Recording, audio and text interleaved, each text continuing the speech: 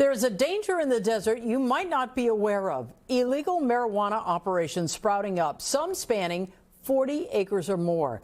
The NBC4I team has learned these are multi-million-dollar operations taking over the high desert, many, in fact, protected by armed guards. Carolyn Johnson is back in the studio with us again tonight with the second part of her report. Carolyn? Well, Chuck and Colleen, marijuana from illegal indoor grows used to sell for twice as much as the product raised outdoors.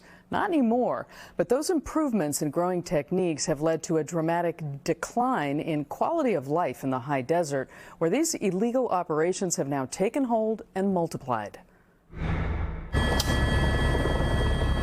Right here we got one there, one there, one there, one here, here, here, here, here. Can't throw a baseball without hitting one. The aerial view of the high desert is astounding. This is just so brazen. Greenhouse after greenhouse that law enforcement say are illegal marijuana operations, big and small, dotting the desert land of San Bernardino and LA counties. It's like a form of land looting. Assembly members Tom Lackey and Thurston Smitty Smith are determined to crack down on what they see as a crisis. The San Bernardino County Sheriff's Department invited the I-team to tour the region with them by helicopter. Right here you can see where they graded all the dirt, built a berm around it right here. Literally hundreds of them that are popping up all over the place. It's an environmental threat. It's also a threat to the legitimate business of cannabis. There's growing concern about the consequences of Proposition 64, which legalized pot in California, but also downgraded cultivation from a felony to a misdemeanor. There's really no difference between 6 plants and 1,000. 6,000, a million. It's all the same. It's just a misdemeanor in California. In fact, in the 6 other western states that have legalized recreational marijuana, illegal cultivation remains a felony with serious fines and jail time.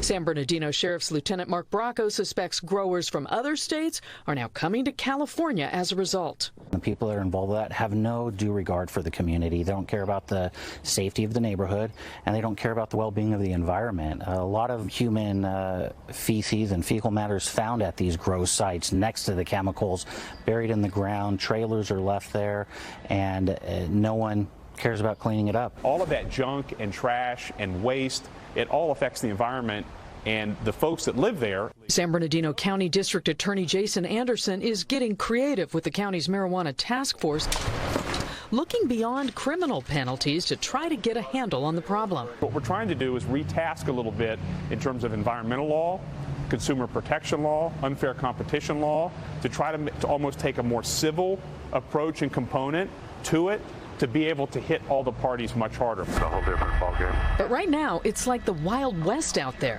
They're taking the water illegally, drilling water wells illegally.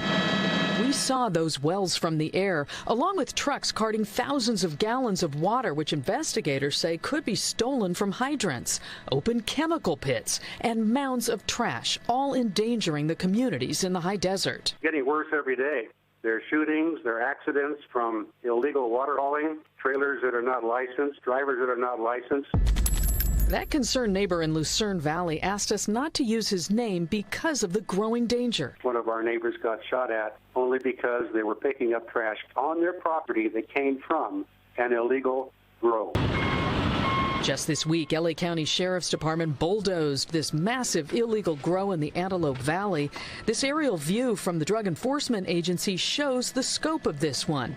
But there are an estimated 500 to go in LA County, and San Bernardino County is looking at a staggering 860 search warrants that need to be issued and executed. Tomorrow you might have an additional 5 or 6.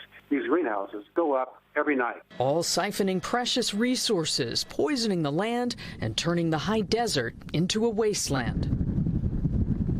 Now, concerned residents and law enforcement want to see changes made to Prop 64, making illegal cultivation once again a felony in this state. But any new legislation won't be heard in Sacramento until January unless the governor were to declare a state of emergency.